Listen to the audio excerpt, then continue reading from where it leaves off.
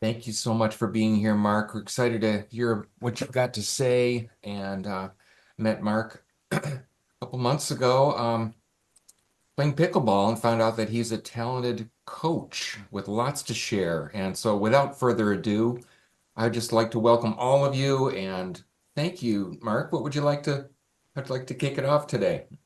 Well, I have to admit, when you said you met me playing pickleball and I was a talented, I thought you were going to say pickleball player. Wait a minute. If you saw Leroy play, you'd know why he didn't say that. But that's all right. I'm kidding. I'll get there. Oh, I'm so happy you invited me. Obviously, uh, uh, well, I've been at this game for about 50 years and have covered a lot of topics. But we end up with our favorite topics, and also the topics where we feel that it has the greatest impact on the greatest number of people. That's, I think, anyone who wants to make a difference in the world is always looking for that. And I found that this idea of, well, I call it beyond success, the only way to create a life you love. That seems to be one of the big hits, because at some point or another we all realize that something's missing. I'm doing this and I'm doing these things right and these things right, and we'll have moments where we feel incredibly successful. My one-on-one coaching clients are all uh, ultra very high and ultra high net worth entrepreneurs and executives, and so I probably average maybe $100 million net worth each, and they're still looking, still something. And I think that it's wonderful for everyone out there to realize that it's not you. you know, we, no matter what we excel in, there'll always be something, whether it's in relationships or in our environment or health, wellness, fitness. There's always something that feels like uh, I just don't know quite, what to do about that. And that's where this idea of beyond success came from. Is what is your definition of success? I kind of want to kick off with that, because we're in the Western Hemisphere. Capitalism reigns, and it doesn't take long to assume that the definition of success is wealth and power. And you might want to throw in there wealth, power, and fame and fortune, right? It certainly is touted in the blockbuster movies and so on. And so clearly, I must not be thinking that that's all there is to success, or I wouldn't have said beyond success. And then, I threw in this little bit about the one and only way to create a life you love. That's quite a superlative. You got to be pretty careful when you start, dishing out the hyperbole, because somebody's going to come along and say, "Oh, come on, there's got to be a lot of different ways." But once you find out the approach that I've taken, I think you'll probably say, yeah, okay, good point. That probably is the one and only way. And at that point, everything changes. So I'll start out with that and see if you want to build on it or ask questions or jump right into the definition of success. And then maybe we can chat about that before we move on. But what would you like to do next? Does anybody have any burning questions that they want to throw out there or lukewarm questions? No. I And mean, I you have, encourage I oh, encourage you to take me on, challenge me. I'm usually more effective when somebody does that, because by the time I've uh, better explained my position, they're usually more on board than they were to begin with, because they're like, oh, okay, now I understand. That makes a lot of sense. So of course we'll have that. We call it question mark, and you'll be able to question me after we're through talking, but also just throughout this little monologue. So I'll see if anybody wants to jump in before we go to the next point. All right. So this idea, defining success. You know what? I think this would be a perfect idea, because I've already teed it up for you. Is what is your definition of success? And clearly, after the first couple of minutes, I doubt anybody's going to jump in and say, well, it's wealth and power. Oh, no, I mean wealth, power, and fame.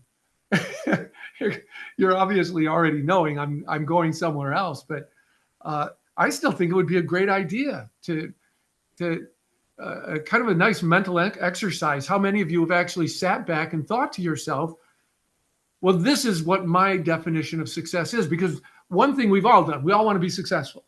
It's a wonderful, it's a beautiful word, success. Who doesn't want success, right? But how many people actually have said, and how will I know when I get there? What needs to happen for me to say that I have a successful life?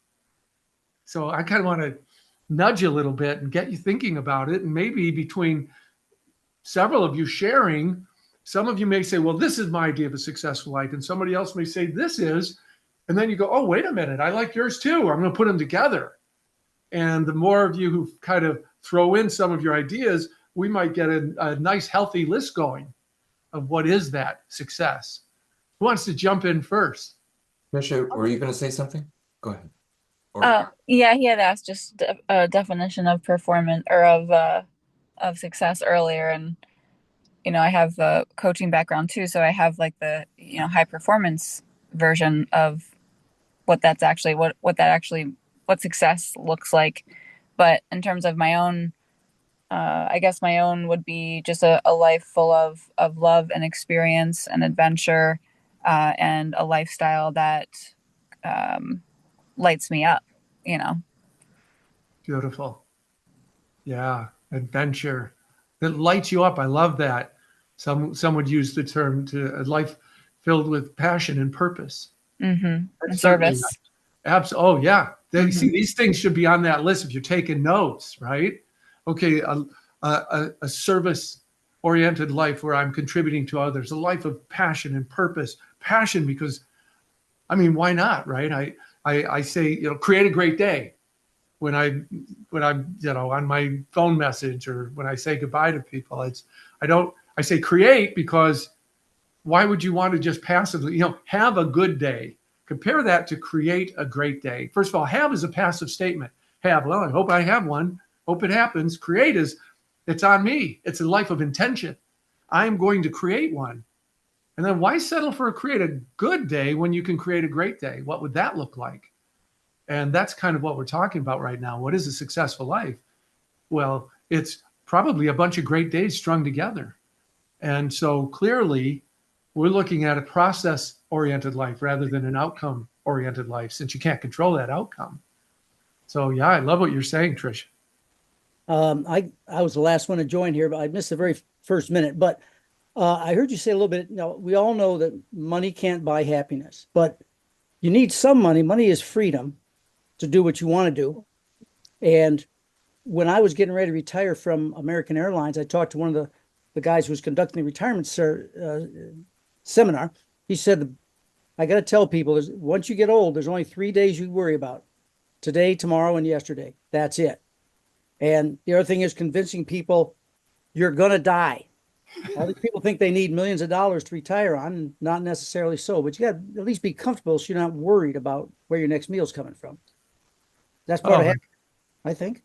Yeah, that's beautiful. And oh, hey, Birdman, you look familiar. Yeah, We got to swat some balls at each other today.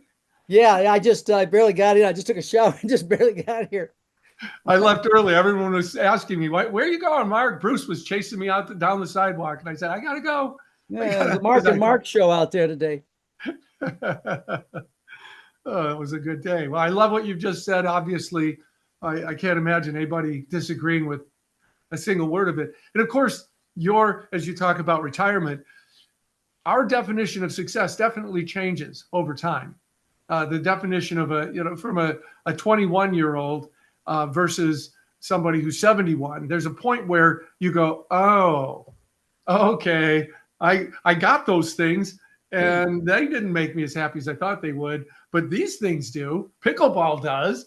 What 21-year-old is going to say, well, being really, playing a lot of pickleball, that's a successful life. They think, oh no, that's a terrible distraction from the things that really matter. And then we get to a certain point and we're like going, no, actually makes my day go pretty well.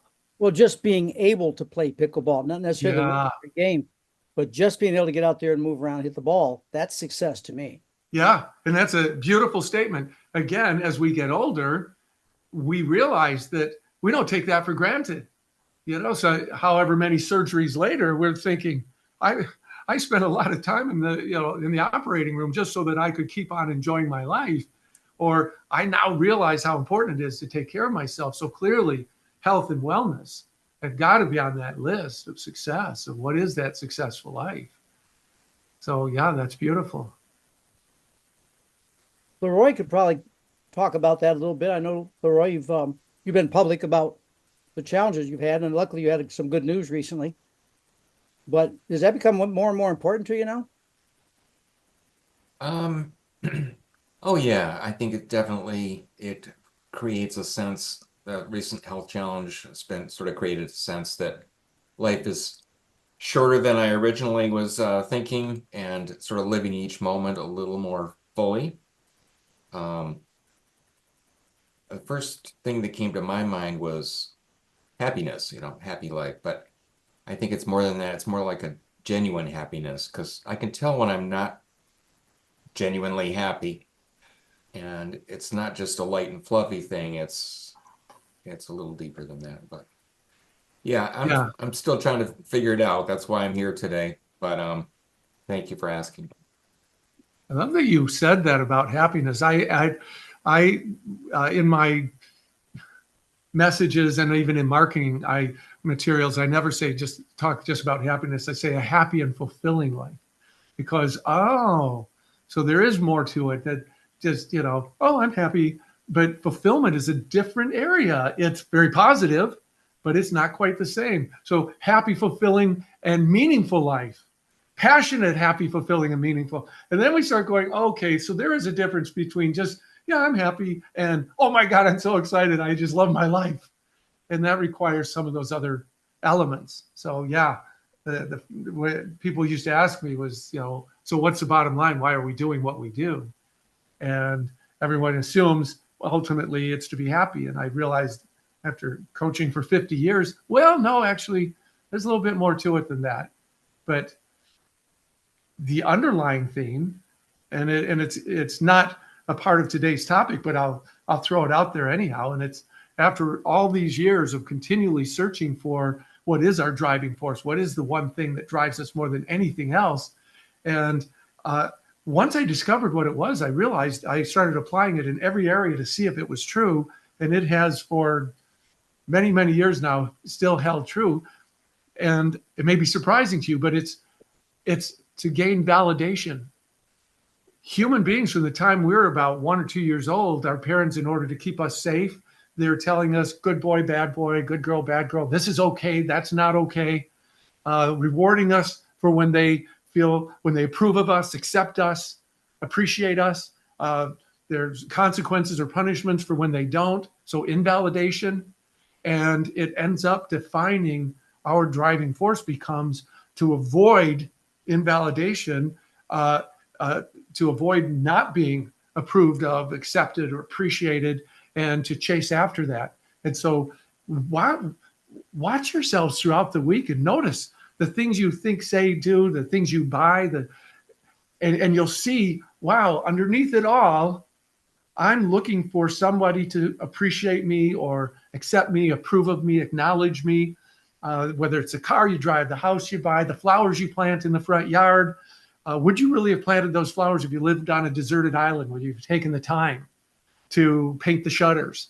If nobody will ever see your home, what would you do if you were the only person on earth differently? And then you can start saying, holy cow, I do a lot of things to gain validation or to avoid that invalidation. And maybe sometime we'll have another session and we'll talk about that and how powerful it is to, once we recognize it, and how we can use it and harness that to drive our lives. But definitely happiness is a factor, but it's not the whole thing. So does anybody else want to throw anything else out there about their definition of success before we move on? Because I'm thinking about not just productivity, but reaching a goal, I guess, is maybe that's the same thing. Direction, the pursuit of something meaningful. Absolutely. I didn't say the pursuit. I said, oh, you're talking about outcome. Getting there. Yeah, outcome. Yes, exactly. Yeah, that's an interesting theory. Well, what I love Jim Rohn's quote on that, which is the purpose of setting a goal isn't for what you get, but for who you become in the process of getting it. And so, yeah, maybe we'll have a little time to talk about process versus outcome. I think it's going to come up in this conversation when I say the one and only way to create a life you love. Uh, it's going to challenge that premise, and it's going to imply that if we allow our lives to be our happiness and fulfillment to be reliant upon outcomes, we're actually setting ourselves up because we can't control them. And so I'm going to plant the seed that what if the opposite of that were true? What if the only way we could be happy is by letting go of any attachments we have to an outcome? Doesn't mean that we don't drive for it, that we don't strive, that we don't want this. I want this outcome passionately. And yet there's a certain point where remaining attached to how things turn out, even though they're not in your total control, is kind of like when you're at the bank, when you're standing at home plate and you swing as hard as you can, you want to hit that home run. And after you hit the ball, most people just drop the bat and run to first base. But imagine somebody standing there and they just go, stay in, don't get caught. And you're yelling at the outfield, trying to stop them from catching that ball. That person's setting themselves up because you can't control where that ball is going to land the minute it leaves your bat. So part of today's conversation is actually going to be about letting go of the outcome. And that doesn't mean being a low achiever, because I'll tell you what, I mean, my whole life is about moonshots.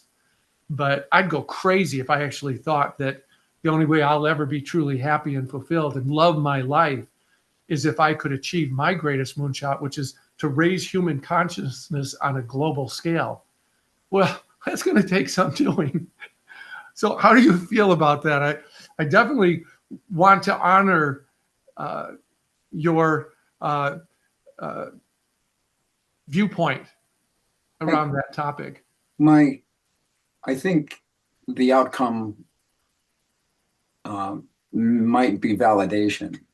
Well, yeah. So, Yeah. Well, that actually, then what you just said was a very enlightened statement, because most people don't realize that in the long run, underneath the outcome is, see, look what I did, and now I get to be validated.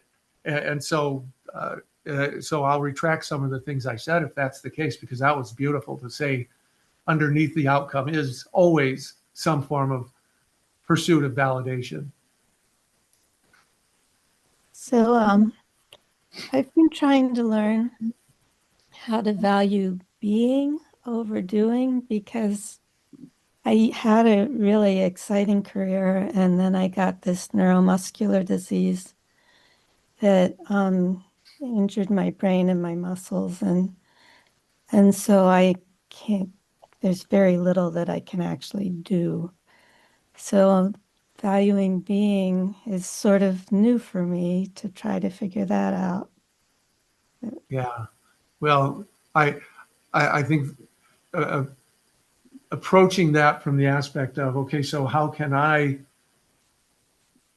love my life? How can I create what someone might define as a successful life?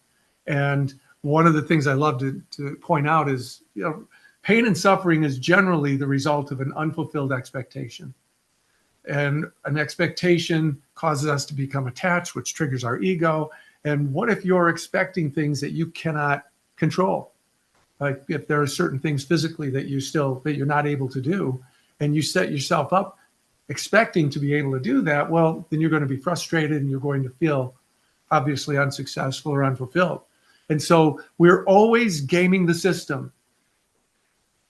You want to have, we talked about pickleball. If you plan on going, I'm going to play pickleball this morning, and then it's raining. Oh, okay. I can sit around the house and feel miserable because I can't play pickleball, or I can go grocery shopping, or I can something else. So I love asking this question. There's the three most powerful questions. What's great about this? How can I turn this into an opportunity? And the third one is, well, what can I do? And then you build on that. So in your case, it's, All right, so maybe I can't do some of the things that I was doing before, but what can I do? And how can I turn that into something that's fulfilling and something that's rewarding for me? Because we all have something. In fact, so here, there's my shoulder replacement. Here is the patch I wear, wherever it is, because I have, I'm like in the Guinness Book of World Records for restless leg syndrome. It's so severe that if it weren't for medications, I would have ended my life. I have it. I have restless body syndrome, where my whole body feels like I'm being electrocuted 8 hours a day, and I've had 22 surgeries, so I've had everything, cancer, you name it, and I could keep coming up with, oh no, now I can't do this anymore, and I can't do that. But imagine just tweaking and going back to, okay, but I'm still here, so what can I do? And they diagnosed me once with ALS, and it took a week, and then I went back and they did the tests all over. It turned out I had a neuromuscular disease as well. It was cramped fasciculation syndrome, which mimics ALS. So they said the good news is you're not going to die. The bad news is it's incurable, it's progressive, and nobody's looking for a cure because it's really rare.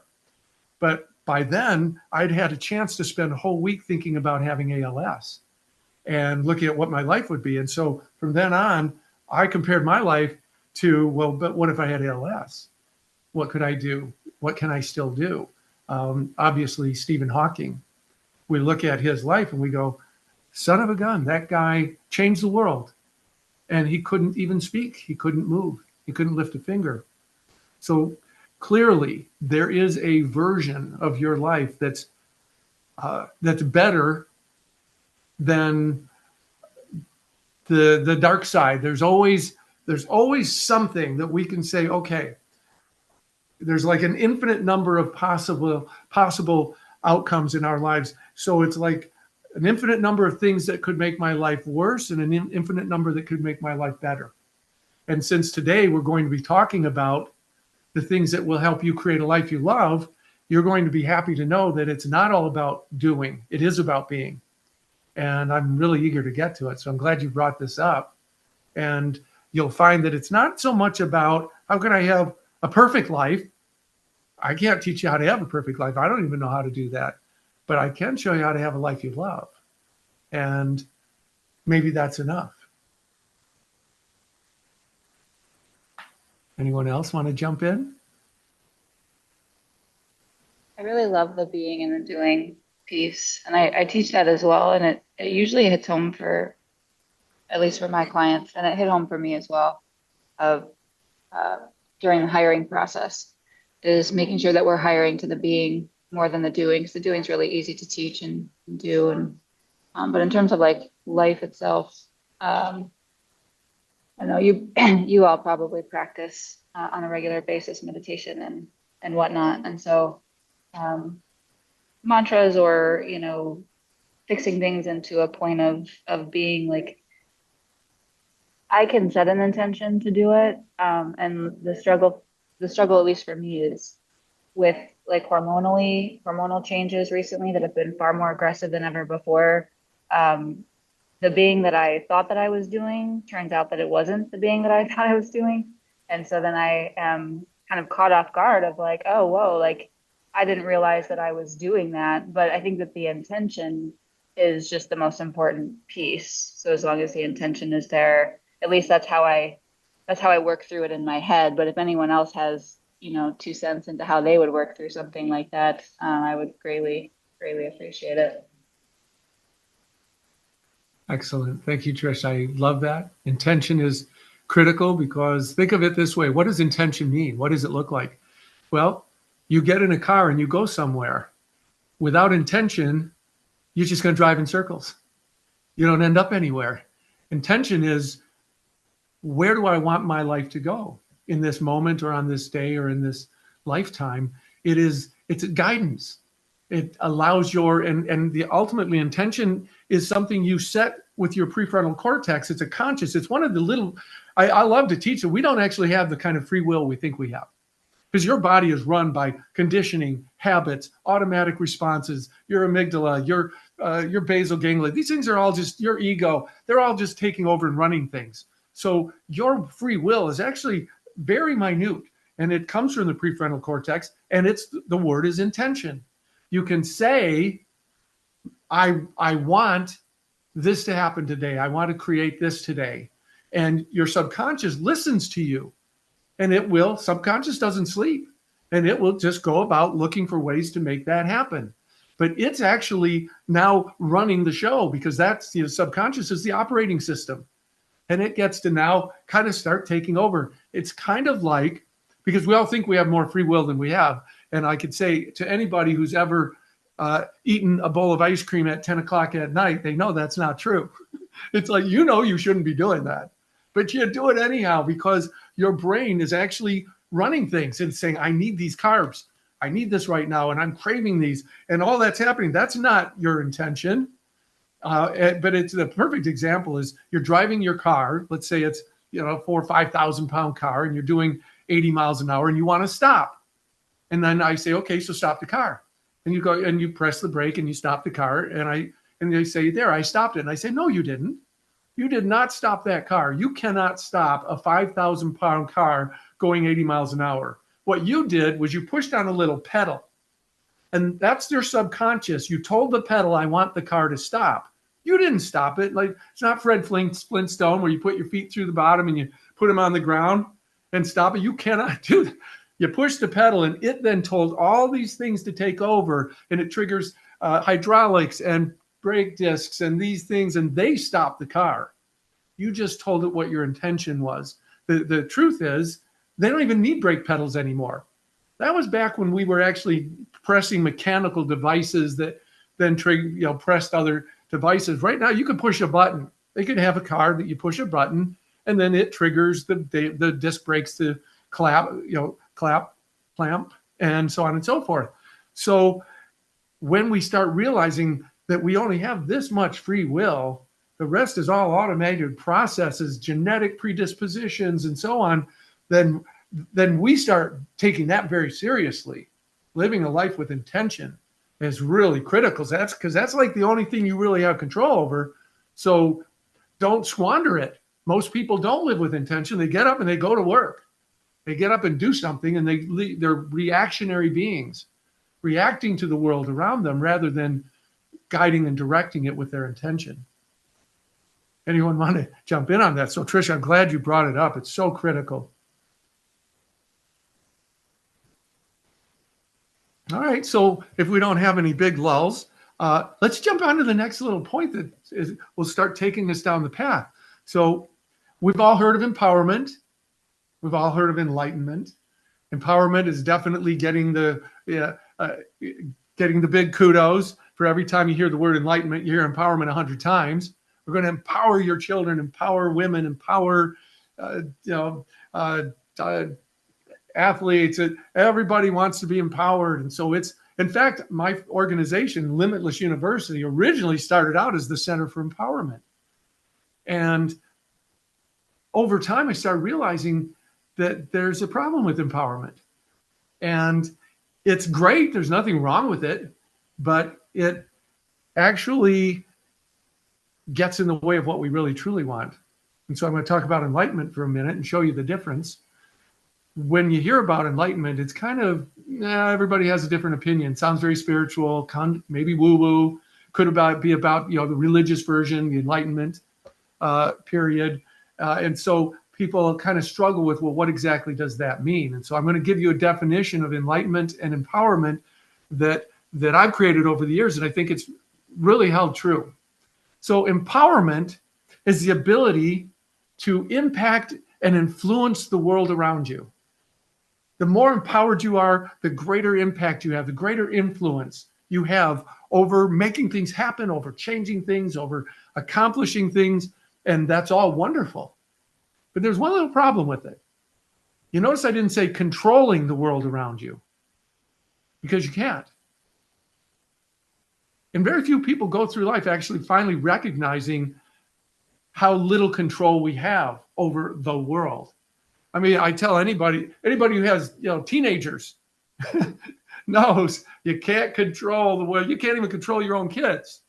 Yeah, it can be the same case if you have a 2-year-old. You can influence them, impact them, attempt to make things happen the way you want. And that is empowerment, and it's great. Here, my $100 million clients are really empowered. Man, they can make things happen. And they get so used to making things happen with their money and their power that when things still don't work out the way they want them to, the only thing they know is, well, I just need to throw more money at it. I just need to make more money. But look at Elon Musk. It's worth, at any given day, close to $500 billion right now. He's young. He could easily be a trillionaire before he dies.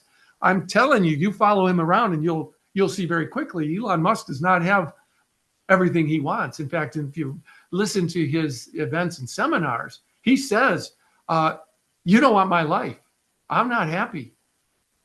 And it doesn't take a genius to see it, to see all the issues, to see just the war between him and Trump right now. I mean, here he has all this money and power, and they're threatening to deport him, to nationalize his companies, to take over his companies and throw him out of the country. And he's got all this money, and he can't do a darn thing about it. But I hope that they don't pull that one off. So at what point is it enough? And my answer is, it's never enough. You will never have that much money and that much power to be able to make the world exactly the way you want it, which is why I say the one and only way, because now it sets us up for the next word, enlightenment. So if empowerment is the ability to influence or impact the world around you, enlightenment is the ability to influence the world within. And guess what? That one you can control. That is the only world you can control. It is the only thing you will ever have absolute control over, are your thoughts, your beliefs, and indirectly your feelings, because they're really just a result of your thoughts and your beliefs, which takes us to the definition of reality. You don't actually experience reality directly. Reality, I mean, there's a room, I'm standing in a room, but my version of this room and your version of this room are not going to be identical. Reality is just the stories that you accept and believe, the stories that you allow. See, we are reality-making machines. Every time we see something, our brain automatically interprets it. We experience the world through these lenses, through these mindsets. Something's happening, sure, but is it good or bad? Shakespeare wrote, nothing is right nor wrong, but thinking makes it so. Nothing is good nor bad. I mean, is rain good or bad, right? Well, it depends on who you ask. Is it a farmer whose crops are dying, or is it somebody who's having a wedding out in the backyard and they have no tents, right, or a picnic? But you can say it depends about almost everything. Well, it depends on the circumstances or the situation. If you can say it depends, well, then that's a fluid reality. Then that is not a fixed, hardcore, absolute reality. Even the sun is hot. Well, you can't argue with that. Talk to an astronomer, an astrophysicist. They'll say, no, actually, our sun's very medium. It's not that hot at all. I mean, their sun's way hotter than that. It's kind of a coolish, medium sun. So everything is up for interpretation. This is huge. When you start to realize we're talking about your life experience. So empowerment, the ability to influence and maybe even control the world within, what if you mastered that? What would your life look like? I can tell you, I'm the happiest person I know. And I don't have Elon Musk's $500 billion. How could it be possible that I could be happier than Elon Musk? Well, this explains it. How could I be happier than my clients, all $100 million and up? How could that possibly be true? Why would they hire me to coach them? Why would they need anybody? It's because I know something they don't know. Of course, knowing it's not enough. You've got to apply it. But this is a start. Because what if it's true that we live in the mind? It's a hell of a statement, but what if it's true? You have any idea how much power you would have over your life if you accepted it and you crafted your life around this concept that, so I live in the mind. So the quality of my life experience all comes down to the thoughts and stories that I allow to influence my experience of life itself. And I can replace the thoughts that don't serve me with the ones that do, the beliefs that don't serve me with the ones that do. And people say, wait, so you're just saying just get rid of one thought and or belief and just put in another one? You're just telling me to live in a fantasy world. And I go, you already do. That's the difference. We're all living in a fantasy world that we created based on the things that we have accepted and allowed and believed in. And it's a world we created. It's our fantasy world. Only I just come along and tell you about it. I say, look, I'm just telling you it's a fantasy world. So why on earth would you write it and accept a fantasy that doesn't serve you? If you don't like horror movies, get up and leave. If you like romantic comedies, then leave the horror movie for a romantic comedy. Oh, better still, you're not a passive observer of these movies. You're the writer, the producer, and the director. Rewrite it. Look at all the zombie movies, these terrifying zombie movies. And somebody came along and created these comedy zombie movies. I can't think of what they were, but there's a couple of them, and they're absolutely hilarious. They're zombie movies, but they said, well, I'm going to make a funny zombie movie. You can do that with your life by saying, how can I create this or create that? It's one of the things that Elon Musk gets right. He has a opportunity mindset. He absolutely knows, there's no question about it for him, there is an opportunity in everything. There's a saying, it's, in fact, I had it down on a screen over here. What was that phrase? I love the way it was worded. It's very simple. Anyhow, I probably have it memorized. I just thought I didn't want to misword it. Here it is. A crisis is a terrible thing to waste. Think about it. Every single thing in your room, in your house, in your life exists because something was wrong. Something didn't work. Something was broken. Somebody needed something, but it didn't exist. It was always the result of something that seemed to be not okay, and somebody fixed it. Somebody approached it. Somebody said, there's an opportunity in this. That's why entrepreneurs can be so successful, because for them, everything is an opportunity. Boy, if you can adopt an opportunity mindset, then you have no problems. I can say I don't have any problems. They go, what do you mean? Everyone has problems. I go, no. My definition of a problem is just a unintentional outcome. I didn't know it was going to turn out that way. Does that make it a problem? No, it's just different. See, a problem, that's a roadblock. I can't do what I want. Might as well go home. I don't believe in roadblocks. They're detours. No, it's just the universe saying, there's a better way. What if you went right instead of left? What if you did this or that? With an opportunity mindset, you no longer have problems. You just have unexpected outcomes. And then you go, all right, and what's great about that? How can I take advantage of it? What can I do? And then life takes on a whole new meaning with that kind of power. Elon Musk also has what I call a limitless mindset, which is why I call myself the limitless coach. It's because there's really only one thing that's limitless, of which I'm aware. And we're not, talking about religion and deity, but rather, on the human condition, and it's the mind. Go to that saying, anything we can conceive and believe, we can achieve. Once again, what if that's true? If we live in the mind, wow, that's incredible power. Well, we can conceive anything. Human beings are capable of thinking of everything that exists on this planet today that we've thought of. Clearly, there's nothing we can't conceive. Human minds are incredibly resourceful. And I sat next to a flat earther on an airplane once, and she proceeded to spend like 3 hours telling me why she believes that the earth is flat. And I'm telling you, she believed it. She had a pretty compelling story. And so clearly, there's nothing we can't believe. So there's nothing we can't conceive and nothing we can't believe. Then wow, what is it? What are we capable of? Look at what Stephen Hawking did, unable to lift a single finger in his lifetime. Of course, I say you can't be, do, and have everything you want, but you could be, do, or have anything. Not everything, because we do have limited resources. That's time, influence, money, and so on and so forth. Those things, some things that you want to do might take 100 years, and you'll be dead before that happens.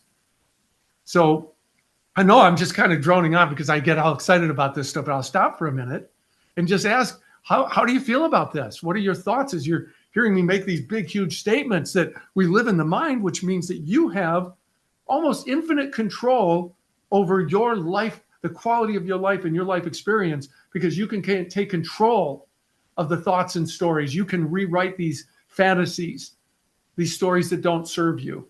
You can poke holes in them and you can find the flaws in that thinking and you can replace it with the opposite of almost any thought that you can tell me. I can tell you an opposite story that will be just as valid. I love your feedback. And Trish, obviously, I love yours as a fellow coach and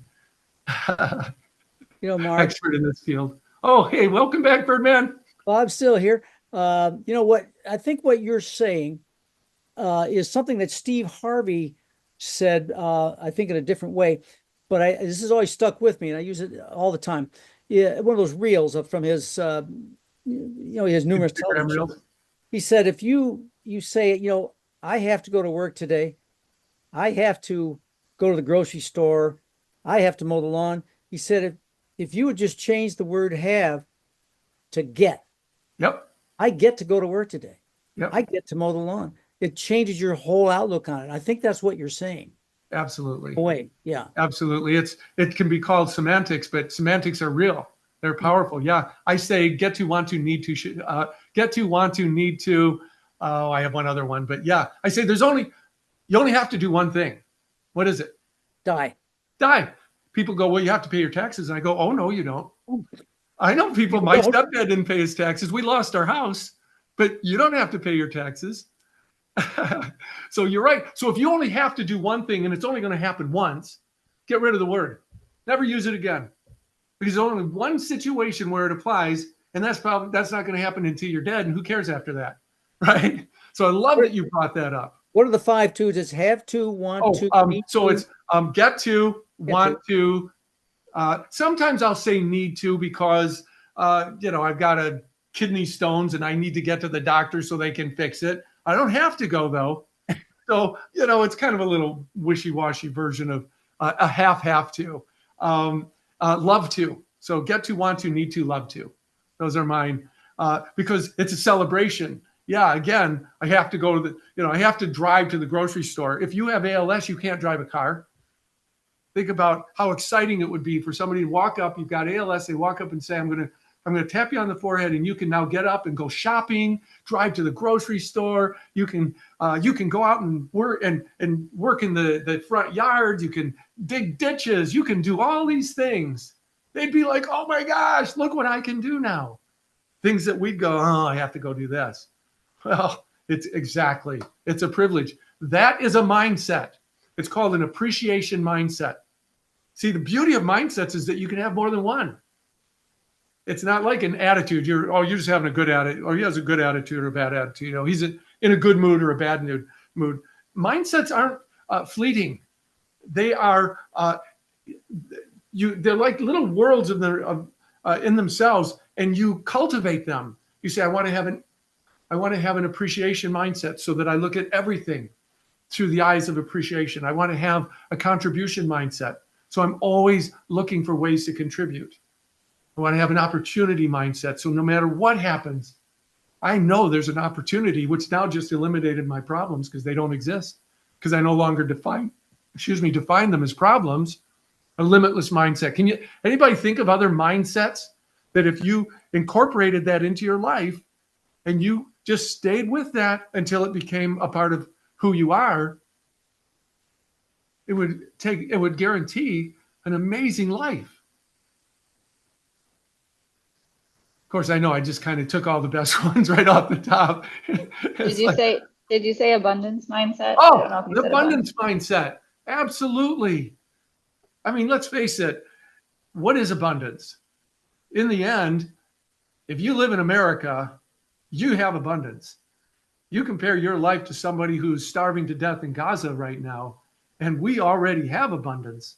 So more often than not, an abundance mindset is an appreciation of all that is. It's learning, as Byron Katie said, to love what is. That triggers immediate abundance mindset. But it can also be, and the universe is not conspiring against me. I can have way more stuff if I want it. It's all out there. I don't, think for a moment, I don't have scarcity. I don't think that there's some reason why I'm not supposed to have access to all these wonderful miracles on the planet. I just ask the question, so how can I, if I want this or this or that, we'd like to have, we go to Portland, Maine every summer. Well, I thought, you know what, it'd be fun just to have a place and just spend July and August there, especially after a day like today where, Birdman, you'll agree that it was sweltering. Humid, terrible. Oh, it started out so beautiful. At 8 o'clock, it was perfect. By 9 o'clock, I needed to change my shirt. I was already on my third headband. I'm going, it'd be nice to be in Portland, Maine right about now. And so I asked, so how can I get a place in Portland, Maine? I mean, geez, a trailer is $2 million. So I'm sorry, somebody jumped in. I think, Rhonda, did you have something you wanted to share? You are muted. Feel free to pipe in if you have something. I think we're just getting some background. Now, can you hear me? Yes. Yeah. Okay, good. I guess I feel like it's a paradox, and it's an intense paradox. And I worry about the side that you're wanting to amplify, which I do appreciate, and I do think that there's a million ways that we limit ourselves. But I also think that if we're just trying to pretend like we only feel positive all the time and we can invent everything, we oppress our authenticity to some extent or another. We limit the full range of the human experience because, at least in my perception, which could be wrong, I think we all struggle with uncomfortable internal situations that that may or may not be discordant or synergize with the reality, but it's just what the human experience is. So I worry about that, a one-sided stance that says, if you do it right, you'll always get what you want, kind of thing. Oh yeah, I can imagine if it sounds like these are absolute statements that sounds like I'm being dogmatic. I can see where you take that position, and I love that you brought it up because it's important to say. And oh, by the way, no matter how good you get at this, you're still going to have bad days. You'll still have some times where you're not so happy. It's still going to happen. The question is to what degree. And so I love that you said it because I think that it would drive people away if you said, I can show you how to always be happy all the time with no exceptions. If somebody ever tells you that, run away. Because I've been doing this professionally for 50 years and I can't tell you how to do it. I got to interview the Dalai Lama. He couldn't tell you how to do it. He's a pretty happy guy though. And he wrote a book on happiness. And the bottom line is, well, how close can I get? And that's really, I think, all we can do is strive for getting as close as possible. I'm a psychotherapist. I'm a cognitive behavioral therapist. I certainly don't teach people to be in denial or delusional. If your cat dies or something worse, if your family gets taken out in a car accident, I'm not going to be standing there saying, well, but what's great about this? And expecting you to start jumping up and down in joy. I'll say, yeah, you're going to need to take some time and you'll need to process this. But there will be a difference between the person who allows it to ruin the rest of their life and the one who says, okay, this is going to take a period. I need to go through all the stages of grief and I will. But you can spend 20 years going through the steps, the stages of grief, or you can do it in a matter of months. And that's the big question is how long do you want to suffer? How long do you want to be in a state that ends up becoming a victim state? It doesn't start out that way, though. You can very honestly say some really tough things have happened and I'm working on it and I'm trying to deal with these things, but it's hard. That doesn't make you a victim. A victim is when you get to be helpless and hopeless. But it's hard and there's nothing I can do about it. So really coming in and saying, and you can still do something about it. You can still modify your stories. You can still make the most of any situation and reduce the amount of suffering to whatever degree you're committed to or have the skill sets for doing. But I'm really glad you brought that up. And I want to turn the floor back over to you in case I haven't adequately modified what I'm saying to your satisfaction. And I apologize. I had to mute you because there was some background noise, Rondi. So feel free to unmute yourself. Um, I also want to just take this moment to say we've got about 10 more minutes, and I hate to cut this off because it's such juicy information. But it has been great, and we'll use the last 10 minutes as much as we can. Rondi, you have to unmute yourself if you want to share additional thoughts on that.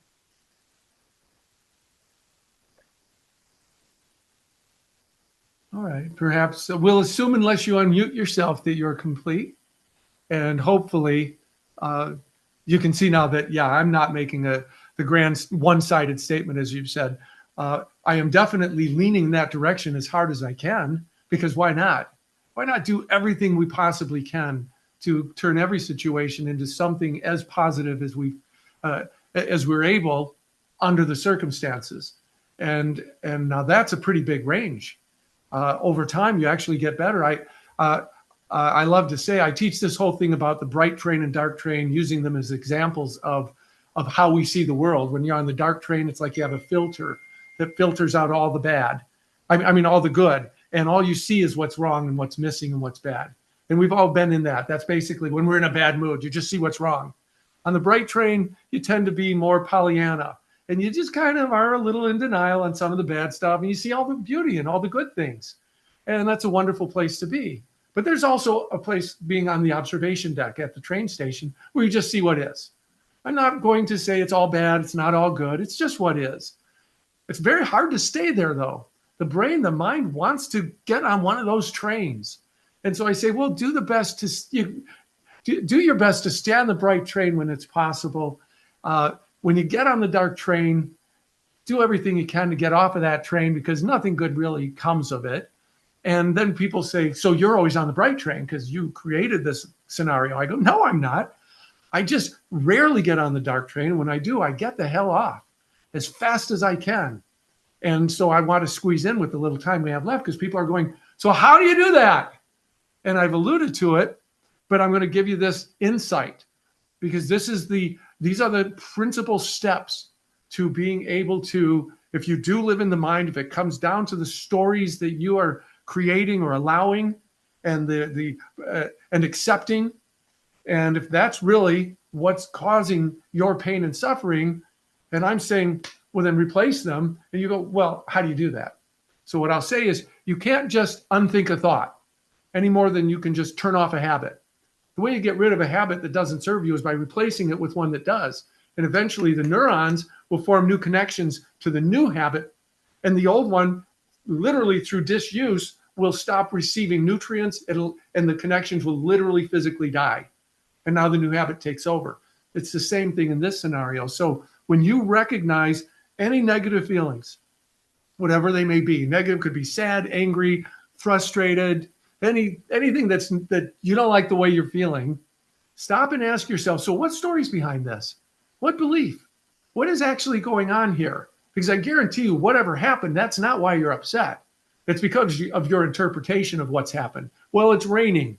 Well, it's this. Well, it's that. And my story is that, well, great, that just ruined the whole morning because I wanted to play pickleball and it's raining. Oh, you're not upset because it's raining. You're upset because you said this ruined my whole morning. Okay? The minute you recognize that story that's not serving you, pretend that you're like Perry Mason or like a lawyer who is on the other team's side, and they're going to try to tear your story apart. So go in there and beat that story up. Go, did it ruin my entire morning? Well, no, okay, it didn't ruin my whole morning. Oh, what did it do? Well, it changed my plans because playing pickleball, now I can't play. Is that true? I can't play. Well, okay, there is the MAC. There are a couple of places where I could go indoors. Oh, okay. How badly do you want to play? Well, not that badly, because then I have to go join. Oh, okay. So it's not a disaster. Otherwise, you just go join the MAC and play indoors. Okay, that's true. So tell me what else is going on. How horrible is this? All right. The truth is, it's not the worst thing that ever happened. I'm a little disappointed. I can live with that. Now, all right. Now you're starting to lighten up. Well, tell me what's great about it. Are there any advantages, any benefits here? Well, yeah, I mean, all right. I did need to go to the optometrist, and you can just walk right into Costco or walk into Myers, or and when you go on this particular time, usually you just get right in. I could get that thing taken care of, and while I'm there, I could get my grocery shopping done, because this afternoon we wanted to go do that thing, and well, hell, if I go do all this stuff this morning, then I'll have time for that. Well, that's pretty cool. You know what? This is actually better. I wanted to play, but I don't need to play. And I'm going to get so much more done instead of that, that by the end of this day, it's going to be actually a pretty good day. And they say it's going to be sunny tomorrow. And you know what else? I played 3 days in a row. My shoulder could use a break. It's probably actually all for the best. In fact, it is for the best. Why? Because I've decided that it serves me to believe that. Now, I'm now on the bright train. I got off the dark train onto the bright train. I changed my entire life experience, and I haven't done a thing. Haven't lifted a finger, going back to Chris about the difference between being and doing. I've gone from being a victim to being in control of my life and my happiness. And I've thought this through to the point where I actually am feeling pretty good about it. And so I've created this wonderful outcome, and that's my life. And I do that all day long. It's called being in a metacognitive state. Metacognition is when you think about your thoughts, you pay attention to who you're being at any given moment. And instead of just being a victim to it, you ask, and does this serve me? Am I being angry or frustrated or sad or a victim? And if the answer is yes, then it's, well, and then I'm going to do something about it. I'm going to rewrite the story. And if I try hard enough, I'll find holes in those stories, and I will find advantages and ways to turn it around. And in the end, whether I create a perfect day or not isn't the issue. I'll create a better day. And that's why my favorite book about happiness is called Happier by Tal Ben-Shahar. There's a lot of happiness books. He said happier. I mean, what's happiness? Well, that's very subjective, but we all know what happier is. It's a little bit more. And that's all we need to say, okay, I've just made my life just a little better. You keep adding those together until you realize that I could be an expert at this. I could master my mindsets. Back to you. What a great and timely way to wrap this up. Unless there's any other burning statements. I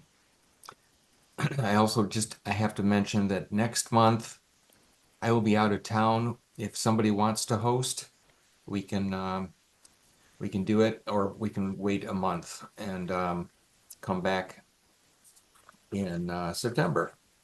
I'm just going to throw it out there. We don't have to make a decision right now, but any other parting comments? Mark, thank you so much. My pleasure. Thank you for your participation, for creating an opportunity for me to go one step closer to raising human consciousness on a global scale. Even if it's East Lansing, that's a start. Or Okemos. I think we've all got some things to think about. Anybody else have any last comments before we sign off?